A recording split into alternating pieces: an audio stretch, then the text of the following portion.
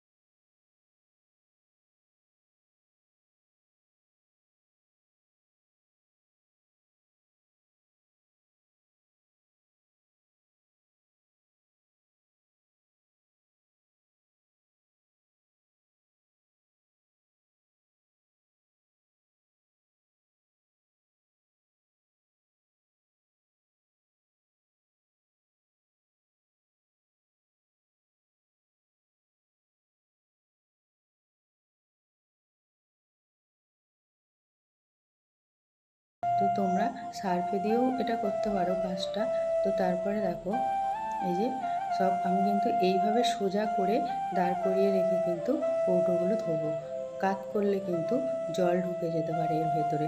তো আমি এই যে সব কিছু ধুয়ে নেওয়ার পরে একটা শুকনো ন্যাকড়া দিয়ে সব ভালোভাবে কিন্তু কৌটোগুলোকে মুছে নেবো। মুছে নিয়ে আমি কৌটোগুলো খুলেও দেখে নেবো একবার করে যে ভেতরে জল ঢুকেছে কিনা।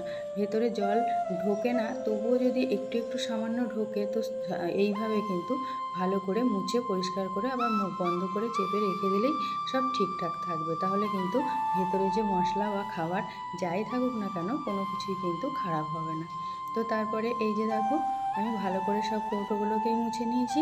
তো এইভাবে মুছে নেওয়ার পরে সবগুলো আমি কিন্তু উপরে সাজিয়ে আবার রেখে দেবো। উপরের যে স্ল্যাবটা সেটাও কিন্তু সব তাকগুলোকে আমি ভালো করে পরিষ্কার করে নেবো ওগুলো। আর তোমাদের সম্পূর্ণ ভিডিও দেখাতে পারি না, কারণ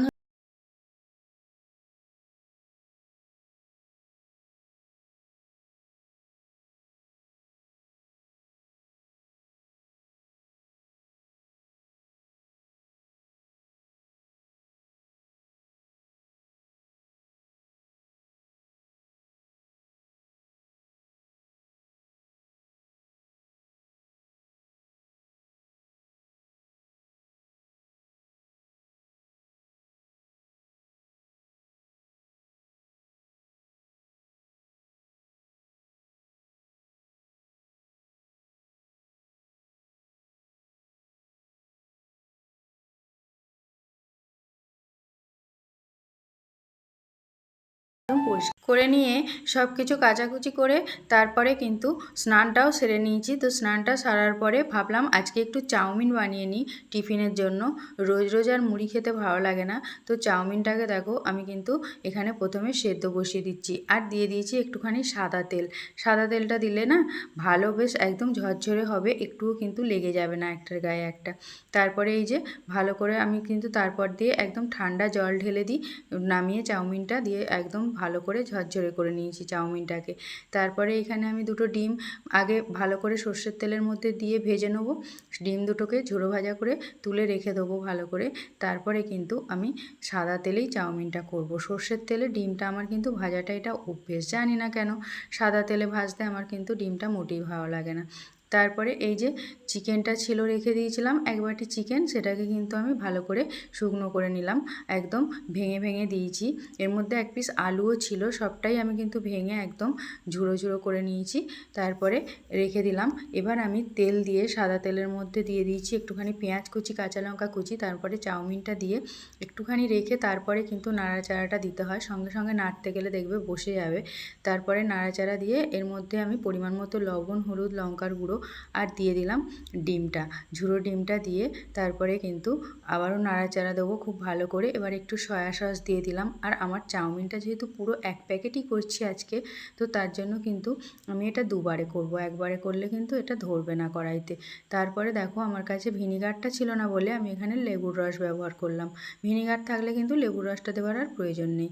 তারপরে আমি দিয়ে দিলাম এখানে মাংসটা দিয়ে কিন্তু ভালো করে আবারও নাড়াচাড়া দেবো। তারপরে এবার টেস্টের জন্য একটু মিট মশলা ব্যবহার করলাম আর একটু টমেটো সস দিলাম আর একটু চিনিও দিয়েছিলাম।